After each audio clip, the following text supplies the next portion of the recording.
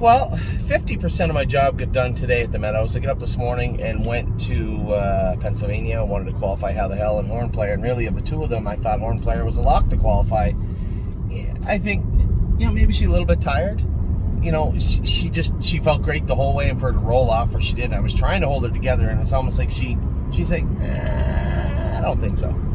She just rolled off, and maybe she's been watching our videos where we keep saying she's in Harrisburg, as a mare. So I had told Tim,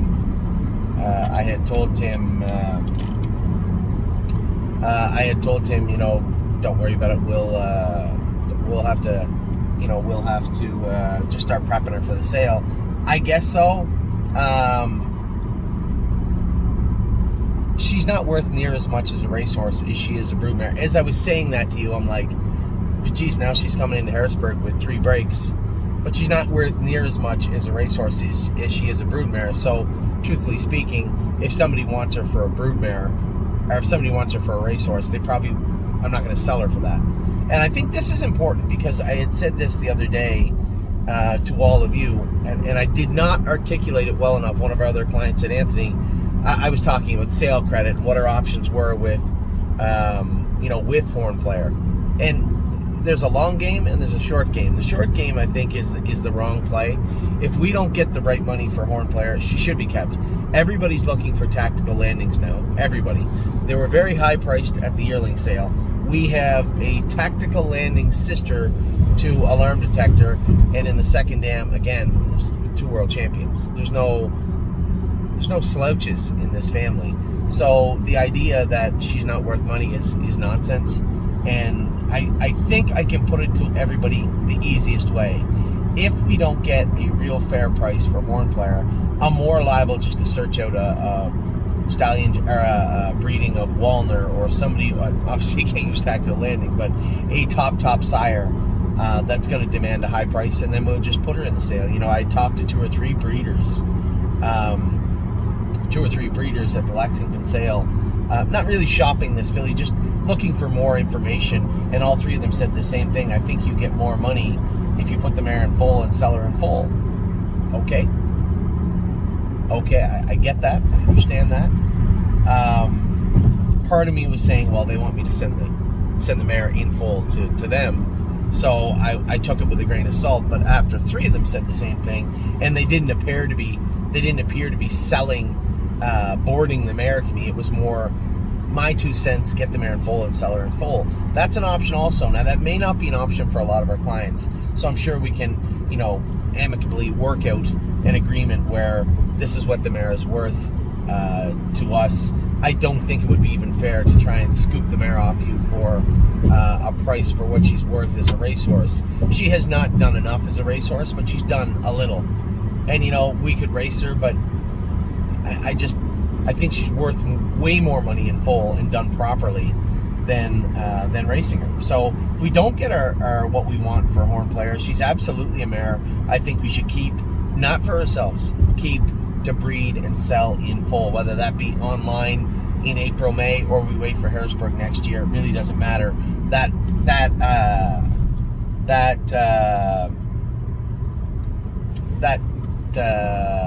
meter should be running the whole time. So add in the stud fee, add in all the board and what she's worth, put all that together with the true cost of the mare, and that's really what you should be left with, I guess, is what I'm getting at. So I don't really care about the whole we have to sell her now. No, we don't. We're going to get our money for her. We're either going to get it now during the 2024 season when she's in full, or at Harrisburg 2024 in full. We are going to get our money for Horn Player. Of that, I'm almost sure. Now, take this with a grain of salt. This is horse racing. She may not get full. She may pass away, same as horses can. There's no guarantees. I might make it sound real simple. It is not. And I guess you have to factor in all those variables also. My take on Horn Player is simple. We either get what we want for her, or we bring her home, search out a breeding to a top sire, which shouldn't be hard. Even a horse like, let's see here.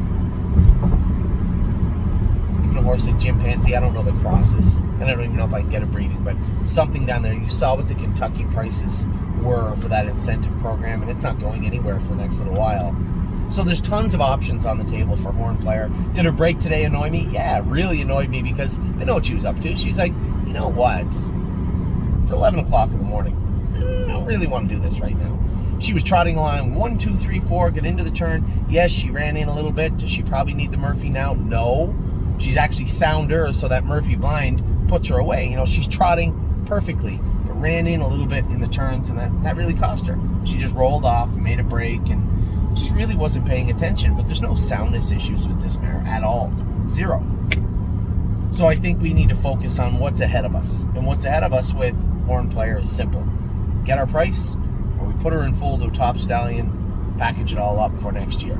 And that is where we're at with Horn Player. Now, that's important to say because I want to be upfront with everybody. There's a lot of people in that ownership that maybe don't want to breed her, that want to continue to race her. She will not be raced anymore. There'll be no more qualifying. There'll be no more racing. I don't care, because the qualifying would only go towards what she's worth as a racehorse, and that pales in comparison to what she should be worth as a broodmare. And that's the line of thought that I'm taking. An extra qualifier to get her qualified means nothing, because what somebody might pay for her as a racehorse is dwarfed by what she should be worth as a broodmare. And I guess that's where I'm going with it. So that was Horn Player. I want to make sure that everybody is on the same page as we head into Harrisburg. Those are my two paths to follow. Either sell her for what's fair, and I think I'm not going to announce it over a video what's fair, but I'm pretty sure I got a pretty good idea what's fair, or we keep her, put her in foal to a top sire, and sell her in full. Those are the two paths for Horn Player. One of two we will be following after Harrisburg, I guess during Harrisburg. So that was Alarm Detector. A little disappointed in her. I wasn't mad, a little frustrated, a little disappointed with her, but truth be told, I don't even know if we could have raced her. We have to prep her, got to get weight on her. She's not skinny, she looks great, but get more weight on her. Have her looking really, really shiny, fat, comfortable, and let her show off what she looks like at Harrisburg. She is an absolutely beautiful trotting filly. How the hell? Yeah, he qualified. He did okay. The horse that beat him is a solid, a really good horse that raced against memory and imagination. You might say, well, he's an aged horse. Well, hold on a second. At this point in their career, there is a 1-2-year-old that would annihilate How the Hell, and he did this morning. So that is where he's at. He qualified okay. The track was a little deep. It was a little windy. It was a chilly morning. I can give you a bunch of excuses why he was so, but he qualified, and that's important. So half of what I came here to do, I got done, but I guess the only solace in that break is the fact that, I guess in the bigger scheme of things, it didn't really mean anything. We could have raced her once more. Anyway, it's not a big deal. So that is this morning. I'll tell you what, I think we posted the video of Captain Incredible jogging yesterday, and I didn't mean it to seem like he was the only horse. We were working with a number of horses yesterday. Captain Incredible just happened to be going to the track as Amy was walking up there, and I said, hey, can you take just a video of this horse jogging? I didn't know how he'd be. What a professional. Went out in the track, 1, 2, 3, 4. He just looked great. He looked how he's supposed to look, I guess. Yeah, he looked how he's supposed to look. Horse looked fantastic on the track. I did talk to a number of people this morning. So what we had done with the Ontario breds, we just put them in a bucket. I made the bucket $2,500. We already have $94,000 US spent of that bucket. So there's remaining maybe 100,000 Canadian, which I was going to go to the London sale with. But, as I said to one of our clients this morning, I'm not going there with 40% of the bucket, let alone 74% of the bucket remaining. If everybody doesn't want us to go to the London sale, then I get it. But for those of you who are out there and you're 1 or 2% owners, we have not 1, not 2, but 3 very quality horses in that bucket already.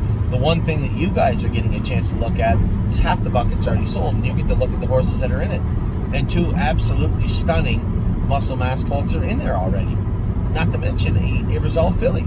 So our bucket is looking great already. For if there was any trepidation about the bucket system, a lot of that should be alleviated with the fact that we already have some real quality horses in there. Those horses are broke now. They'll be going. We likely will ship them back to Ontario. To continue their training. We will have horses in Ontario to train down, because it makes the most sense. That's where they're from. So, but I am going to caution everybody. If I go to get in the car to go to the sale and it still says there's 48 shares, let alone the 70 some that aren't sold right now, but there's 48 shares of the bucket not sold, I'm going to have to take that as an indication that the people in Ontario are fine with the 3 that we have, or aren't really interested in owning horses in Ontario, because there has to be. I did stick my neck out a little bit for Lexington, I did for Ohio, and that's fine, but I can't continue to do that over and over and over again. And it just seems like there was a lot of people jump forward for Lexington and for Ohio, and I haven't seen that many at all for the Ontario bucket. So it is just been put up. I get it, I understand it. It's not an admonishment of anybody out there, me saying you have to do that. No, I'm not saying that at all. I'm going to say I'm going to go where I'm pushed, right? I'm going to go where the wind blows. So the sale's open, both literally and metaphorically. The sale is open for the shares, and my sale is open. If you guys push me towards the London Select, which I assume and hope you will, then I'll be happy to go. We do have, as I said, 3 quality trotters in that bucket already. I have a number of people that have messaged me saying, what about this horse, what about that horse? We'll be happy to look at every horse and fill our buckets up appropriately. But I like what I see so far with the head start that we've got, and I would hope that that for our clients that want to race in Ontario, enjoy racing in Ontario, maybe live in Ontario, I would like to get another 3 or 4, definitely 2 or 3 horses for Ontario that would fit perfectly into that bucket. So with that, I'm going to let you guys go. I don't mean to sound ho-hum. There's just a lot going on right now, right? I'm trying to polish up Lexington. I'm still trying to polish up the Ohio sale. So that's on the left side of my brain, right? How the horses went today. Gandalf is racing tonight. A number of horses that race good or maybe raced a little flat. Where I have to be this coming week.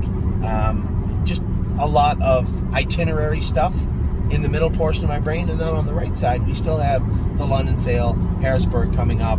I'm kind of happy with the way things have played out. It's never going to be perfect, but certainly feels better to me. Feels better to me than it has in the past, I guess. There's always progression. I think we had by far the best sale we've ever had, and that has nothing to do with the money we spent, but the horses we acquired.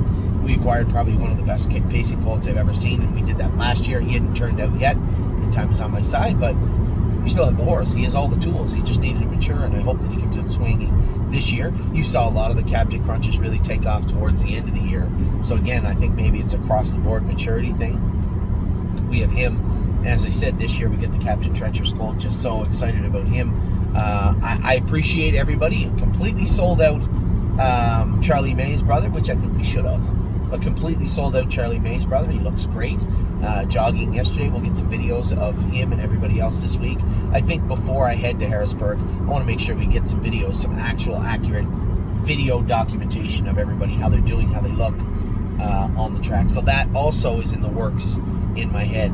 So just a lot going on right now, and then factor in, Pickpocket heading to the Breeders' Crown. I have to go to Corbin Sunday, I think, for Arson. That's on the top of my head. Also, Corbin isn't just Arson. Corbin is Sunday, Monday, Tuesday this week.